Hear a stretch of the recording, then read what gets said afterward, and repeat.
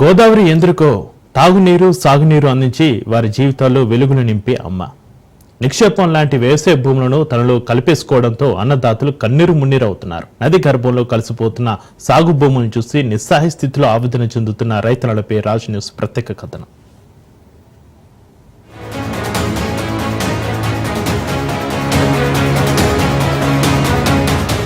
ఎన్నో కాలువలు, సెలయేళ్లు, వాగులు, వంకలను తనలో కలుపుకొని పరవళ్లు తొక్కుతుంది గోదారమ్మ. ఎందరికో ప్రయోజనకరంగా మారి తిరిగి సాగర గర్భంలో కలిసిపోతుంది. అయితే ఎందరికో ఉపయోగం కల్పించే ఈ నదులు కొందరి పాలిటే శాపంగా మారుతున్నాయి.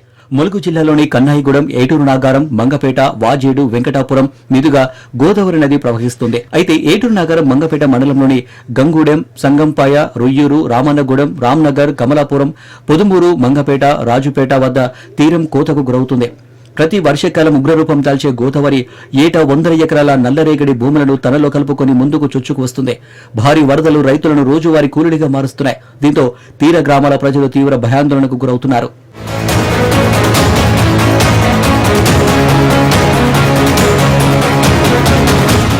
(1986) వచ్చిన వరదలకు కొన్ని మండలాల ప్రజలు నిరాశ్రయులయ్యారు. 1986, 1991, 2020, 2022 వరద విపత్సానికి గోదావరి పరివాహక గ్రామాలు నీట మునిగిపోయాయి. 2022లో 29 క్యూసెక్ల వరద రావడంతో చరిత్ర పుటల్లోకి ఎక్కింది. ఇంత భారీ వరద గోదావరిలోకి రావడంతో గోదావరి పరివాహక గ్రామాలు తుడిచిపెట్టుకుపోతాయేమోనని ప్రజలు తీవ్ర భయాందోళన చెందారు. గోదావరి ఉగ్రరూపం క్రమేపీ తగ్గడంతో ప్రజలంతా ఊపిరి పీల్చుకున్నారు. కానీ రోజుల తరబడి పునరావాస కేంద్రాల్లో గడపాల్సిన పరిస్థితి ఏర్పడింది. ప్రతి సంవత్సరం వర్షాకాలం తీరం ప్రజలు ఇల్లు వదిలి రోజుల తరబడి పునరావాస కేంద్రాల్లో తలదాచుకోవాల్సిన పరిస్థితి వచ్చింది.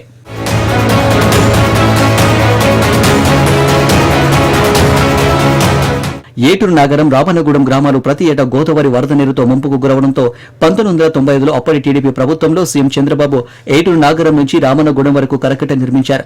కరకట్ట నిర్మాణం 30 ఏళ్లుగా వర్షాకాలంలో ముంపుకు గురయ్యే రామన్నగూడెం, ఏటూరు నాగరం ప్రజలకు కొంత ఉపశమనం కలిగించింది. కానీ కరకట్ట భారీ వరదలకు కొన్ని ప్రదేశాల్లో కుంగిపోయింది. ఇక 2007లో అప్పటి రాష్ట్ర ప్రభుత్వం రామ్నగర్, మంగపేట మధ్య 46.44 కోట్ల రూపాయల వ్యయంతో రివిట్మెంట్, లాంచింగ్, అఫ్రాన్లతో కరకట్టను నిర్మించింది.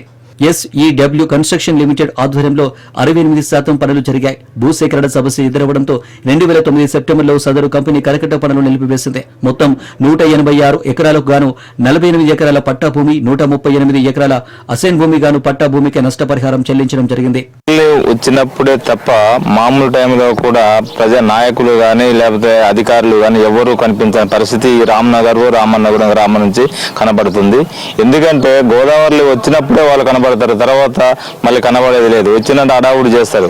అదే కనుక గత 15 సంవత్సరాల నుంచి కూడా కరకట్ట నిర్మిస్తామని చెప్పని ఎంతో మంది అధికారులు చెప్పారు, నాయకులు చెప్పారు. కానీ ఎక్కడ వేసిన కూడా అక్కడనే ఉంటుంది. ఎవరో వస్తారు తూతూ మంత్రంగానే వచ్చి చెప్పడం పోవడం తప్ప చేసేదైతే ఏం లేదు. మళ్ళీ గత ప్రభుత్వంలో కూడా ముఖ్యమంత్రి గారు మన రామన్నగూడెం వచ్చినప్పుడు హామీ ఇచ్చారు, టెండర్లు పెడుతున్నారని హామీ ఇచ్చారు. ఇక రామన్నగూడెం నుంచి రాజుపేట వరకు కూడా భూములు పోతూ ఎంతో మంది రైతులు చాలా ఇబ్బందులు పడుతున్న పరిస్థితి కనబడుతుంది. గోదావరి ఉధృతికి కరకట్ట భారీగా కోతకు గురవుతుండటంతో ముంపు ప్రాంతాల ప్రజలు భయాందోళన చెందుతున్నారు. భారీ వర్షాలకు తోడు ఎగువ ప్రాంతంలోని ప్రధాన ప్రాజెక్టుల గేట్లు ఎత్తి దిగువకు నీటిని విడుదల చేస్తుండటంతో మండలంలోని రామన్నగూడెం పుష్కర ఘాటు వద్ద గోదావరి ప్రమాదకర స్థాయిలో ప్రవహిస్తుంది.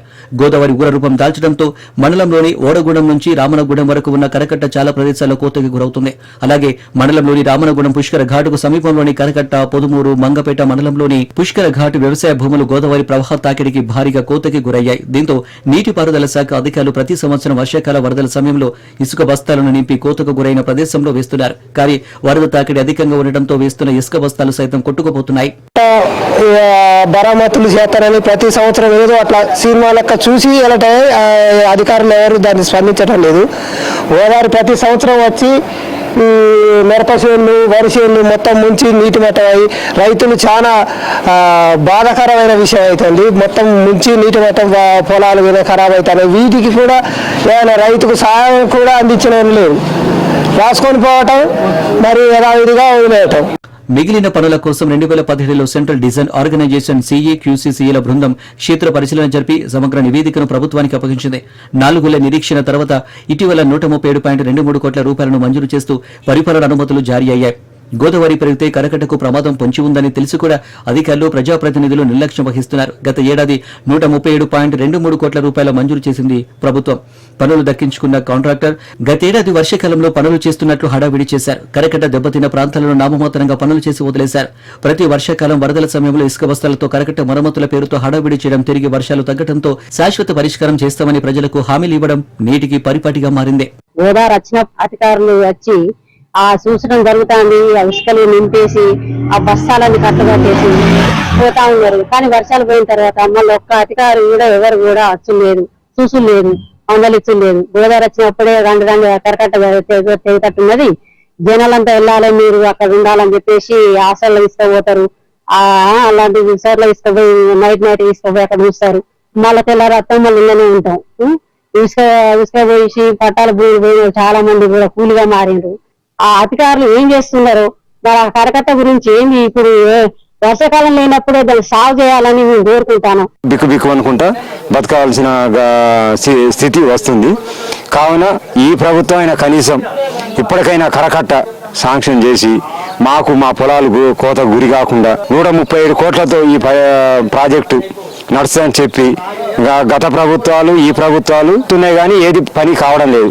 కనీసం ఇప్పటికైనా స్పందించి మాకు శాశ్వత పరిష్కారంగా మా కరకట్ట కట్టి మాకు చేయాలని మేము కోరుతున్నాం. అప్పటి ప్రతిపక్ష ఎమ్మెల్యే ప్రస్తుత మంత్రి సీతక్క శాశ్వత కరకట్ట నిర్మాణం చేపట్టడంలో ప్రభుత్వానికి చిత్తశుద్ధి లేదని ఆనాటి ప్రభుత్వంపై పలు విమర్శలు చేసింది. ప్రస్తుతం మంత్రి హోదాలో గత వర్షాకాలం వరదల్లో గోదావరి కరకట్టకు ప్రమాదం పొంచి ఉండడంతో పలుమార్లు పర్యటించిన సీతక్క వరదలు తగ్గిన వెంటనే ఈశాన్య రాష్ట్రంలో తరచూ సంభవించే వరదలను జియోట్యూబ్ సొల్యూషన్ సిస్టమ్ తో అదుపులోకి తీసుకొస్తామని హామీ ఇచ్చారు. కానీ వరదలు అయిపోయిన తర్వాత అధికారులు, ప్రజాప్రతినిధులు శాశ్వత కరకట్ట నిర్మాణాన్ని గాలికి వదిలేశారు. ప్రతిపక్షంలో ఉన్నప్పుడు ప్రభుత్వ పనితీరుపై పలు విమర్శలు చేసిన సీతక్క ప్రస్తుతం మంత్రిగా హామీ ఇచ్చినప్పటికీ శాశ్వత కరకట్ట నిర్మాణ పనుల త్వరితగతిన పూర్తి చేయకపోవడంపై తీవ్ర విమర్శలు వినిపిస్తున్నాయి. అధికారంలో లేనప్పుడు సీతక్క గారు కూడా ఎన్నో మాటలు చెప్పారు. కానీ ఇప్పుడు మంత్రి పదవి ఉండి కూడా చేపిస్తామని చెప్పని అన్నారు. కానీ ఇంతవరకు అయితే చేసింది అయితే ఏదీ లేదు. ఎందుకు అని చెప్తున్నాం అంటే ఆ టైం వచ్చినప్పుడే వాళ్ళు ఉరికొస్తారు. కానీ ముందస్తుగా మరి ఈ పరిస్థితి ఏర్పడుతుంది కదా, మరి ఆలోచనతోటి మాత్రం ఎవరు కూడా చేసే పరిస్థితి అయితే లేదు. మళ్ళీ గోదావరిలో వచ్చే పరిస్థితి ఉన్నది కాబట్టి ముందస్తుగా మరి అధికారులను పంపించి మన ఉన్న పరిస్థితులు ఎక్కడెక్కడ ఏమున్నాయి అన్ని చూపిస్తే బాగుంటుందని చెప్పని అందరం కోరుకుంటున్నాం. మరో 15 రోజుల్లో తిరిగి వర్షాకాలం మొదలవనున్న నేపథ్యంలో ఈసారి భారీ వరదలకు కరకట్ట తెగిపోయే ప్రమాదం ఉందని, అలాగే మరిన్ని ఎకరాల వ్యవసాయ భూములు గోదావరి నది గర్భంలో కలిసిపోనున్నాయని గ్రామస్తులు భయాందోళనకు గురవుతున్నారు. ఇప్పటికే భూములు కోల్పోయిన రైతులు రోజువారీ కూలీలుగా మారిపోతున్నారు. తిరిగి మరి కొంతమంది రైతులు రోజువారీ కూలీలుగా మారే అవకాశం ఉందని అంటున్నారు రైతులు.